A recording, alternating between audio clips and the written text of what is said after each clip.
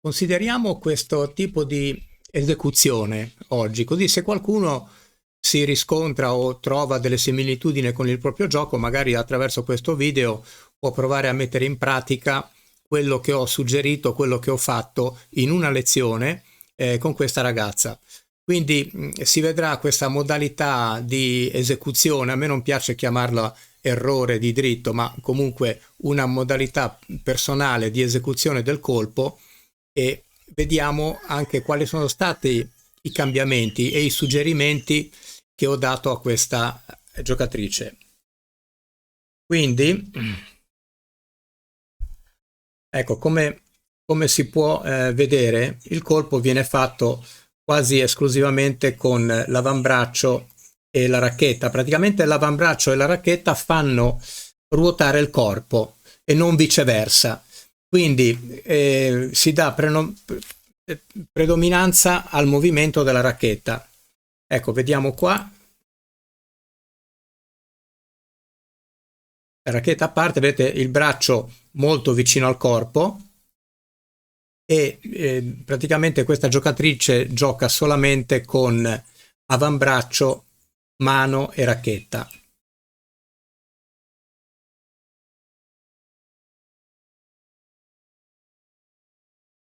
Quello che ho fatto inizialmente, come avevo fatto con un altro ragazzo col video con il rovescio, c'è il video della modifica che abbiamo fatto attraverso uno strumento, e lo strumento è la racchetta che pesa 1,3 kg, quindi ho aggiunto delle cavigliere che si usano per ginnastica, per fitness, alla racchetta. La racchetta è diventata molto pesante, ho chiesto alla giocatrice di provare a fare un movimento come se lei dovesse lanciare via la racchetta. Quindi cosa ho detto a lei? Lancia la racchetta, quando è completato il movimento, lascia che sia la racchetta a guidare il tuo braccio. Vedete, si vedono le cavigliere nel manico della racchetta, nel cuore della racchetta. Ecco che lei lancia, la mano è abbastanza adesso sciolta, non è più stretta come quando faceva il dritto. Quando faceva il dritto lei stringeva molto la mano per cercare di bloccare il polso e utilizzare soprattutto avambraccio e racchetta sulla stessa linea per colpire. Vediamo.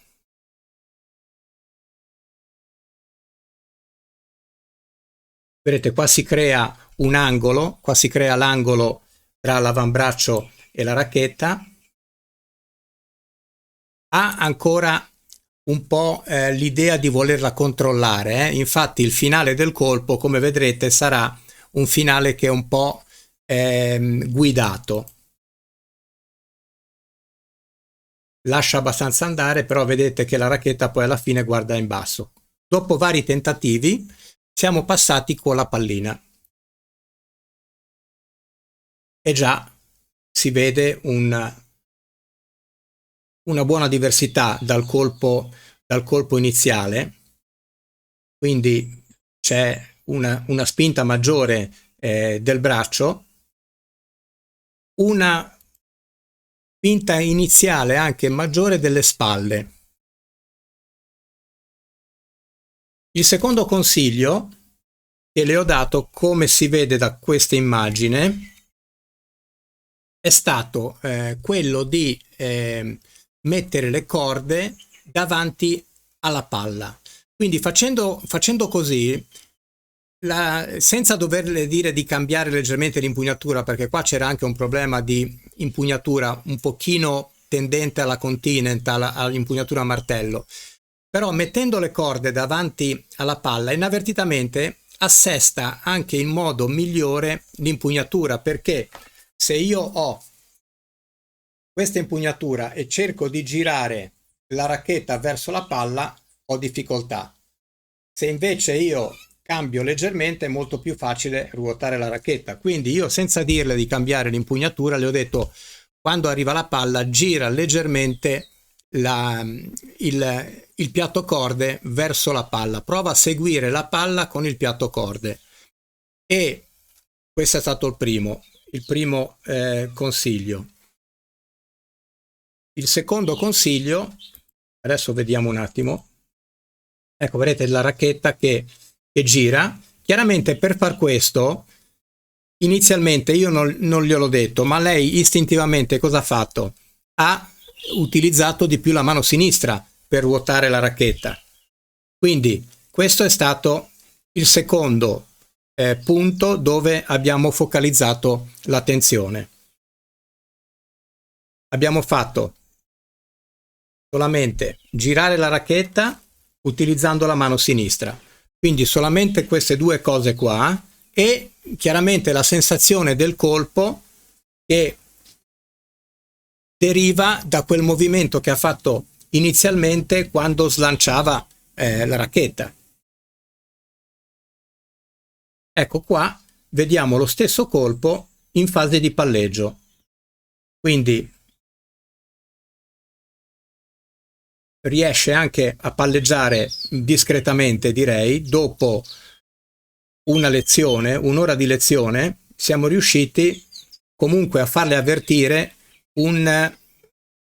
diciamo un movimento più complesso.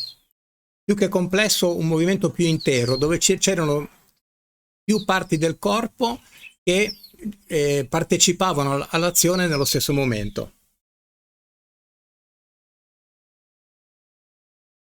Ecco. Intanto qua si può vedere il cambio nella preparazione. Quindi la preparazione di sinistra col vecchio movimento era una preparazione dove la racchetta cadeva subito verso il basso.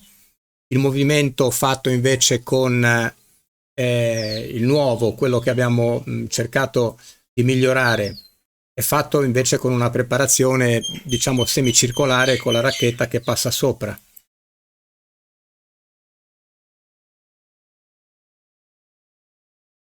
Ecco, il colpo, vedete nell'immagine di sinistra, braccio molto vicino al corpo e chiaramente il finale del movimento che segue la dinamica di quello che succede prima, perché il finale del movimento è predeterminato, è determinato da quello che succede prima dell'impatto.